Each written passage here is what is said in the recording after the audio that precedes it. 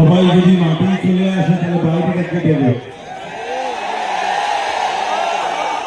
আমি 5 বছরের ফল নওশাদ সিদ্দিকী এবং তার সহযোদ্ধা আপনারা সবাই আপনাদের চেষ্টায় বিধানসভা আসতে হয়, তখন অনেকটা বাকি আছে, কিন্তু আজকে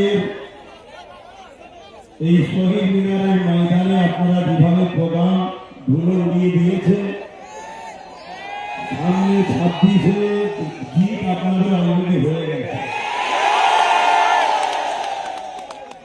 আপনাদের এতটুকুই বলবো, আমার স্বপ্ন কিন্তু ব্রিগেড ছিল যে 5 বছর পর কমসে কম ব্রিগেড খেলা হয়, কিন্তু এই স্বপ্ন এখনো ভেঙে দিইনি। সেনাবাহিনী বন্ধুরা বলেছে তিনাদের প্রোগ্রাম চলছে, নিশ্চয়ই মাইক আছে দেখছে, 31শে মার্চ পর্যন্ত প্রোগ্রাম আছে। 31শে মার্চের পরে আবার চেষ্টা করব, কিন্তু মার্চের পরে প্রচন্ড রোগ হয়। এই রোগকে অপেক্ষা করে যদি ব্রিগেড করি আপনারা সারা দেবেন তো? আমার টার্গেট ব্রিগেড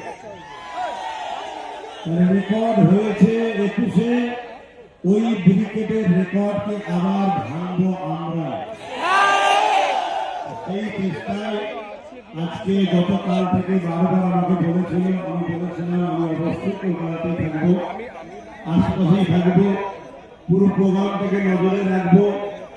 আমি দেখতে চাই যে নওশাদ সহ তার সহযোদ্ধারা 5 বছরে কি করলো, তবে কি করেছে বাংলার প্রতিটা অলিতে গলিতে কান পাতলে বোঝা যায়। এই বাংলায় বর্তমান বিরোধী শক্তি যদি কেউ থাকে আজকে